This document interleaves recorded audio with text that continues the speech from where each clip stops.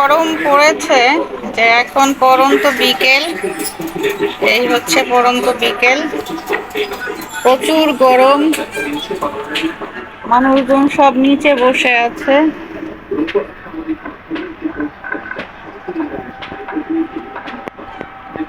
আর এই যে দেখো কারো ক্যাট এভাবে ঘুমিয়ে আছে বাতাসে,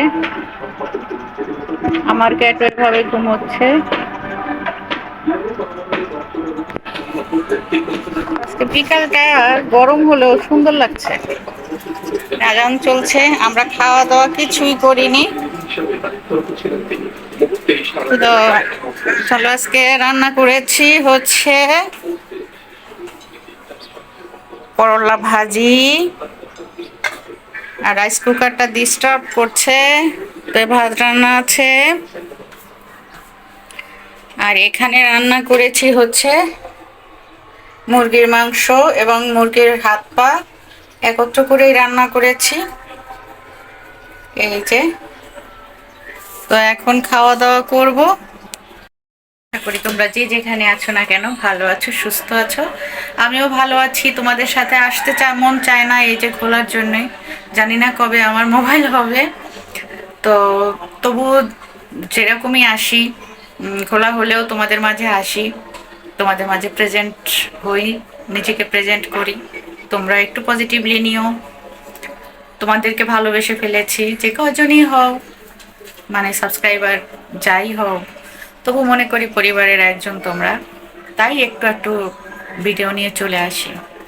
তো সবাই ভালো থেকো, সুস্থ থেকো। খাওয়া দাওয়া করিনি, আজান পড়ে গিয়েছে, কারণ আজকে প্রিয়ন্তী তো অনেকদিন পরে একটু সুস্থ হলো, একটু ঘুমিয়েছি। সকালবেলা উঠে নাস্তা টাস্তা দিয়ে ঘুমিয়েছি, একটার যখন আজান দেয় তখন উঠে রান্না টান্না বসিয়েছি, নাস্তা করেছি। তো এই জন্য দেরি হয়ে গেল আর কি। আর ওনারও তো অফিস নাই, তো উনিও নাস্তা করে দেরি করে, ঘুম থেকে উঠে একটু দেরি করে, তো 1টা 2টার দিকে একটু চা খেলাম। ও প্রিয়ন্তীও ওই সময় খেয়েছে, তো এই জন্যই আর কি খাওয়া দাওয়া একটু লেটে হয় আর কি, টাইম মতো হচ্ছে না। তো সকলের দোয়া চাই, ভালোবাসা তোমাদের সকলের জন্য। অনেক ধন্যবাদ যারা পাশে আছো, আর যারা সাবস্ক্রাইব করোনি, সম্ভব হলে একটু সাবস্ক্রাইব করে পাশে থেকো। আল্লাহ হাফেজ।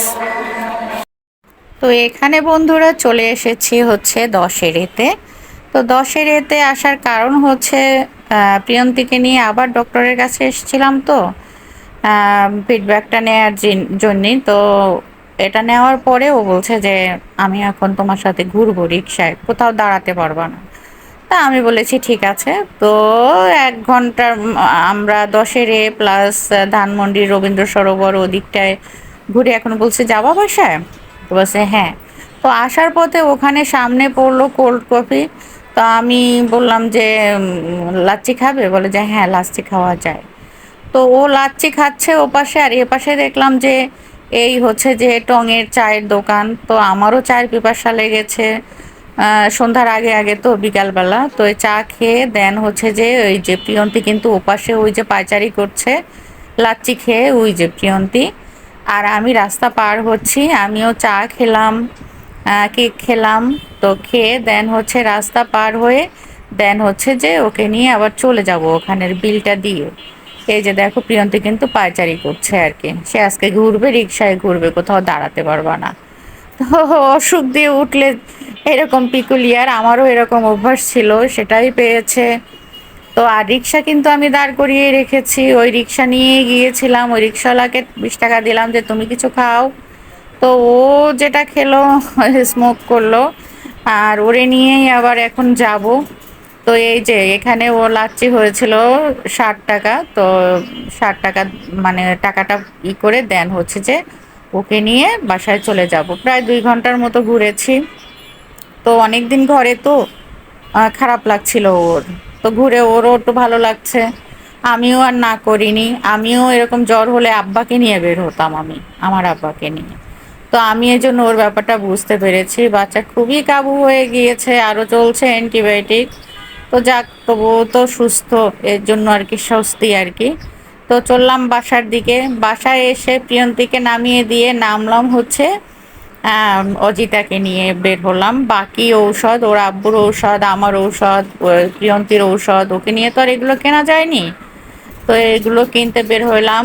আর হচ্ছে যে এখানে ওই যে ডিম সেদ্ধ প্লাস ওই যে ইয়া পাওয়া যায়, তো ফুচকা আর চটপটি এগুলো ওরে নিয়ে খেলাম। খেয়ে দেন হচ্ছে যে আমরা বাসায় চলে আসলাম। ধন্যবাদ সবাইকে।